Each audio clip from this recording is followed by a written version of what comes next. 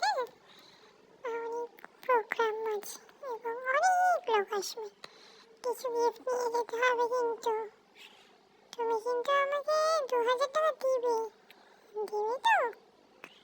কি গো, 2000 টাকা দিবে তো? অনেক বন্ধু বান্ধবী আসবে, তাদের জন্য গিফট নিয়ে যেতে হবে। একটা পুচকিও আছে, পুচকুটার জন্য গিফট নিতে হবে। উফ, কত কাজ! এই কাজ করতে করতে আজ সারা বেলা চলে যাবে। এই সকাল উঠলো।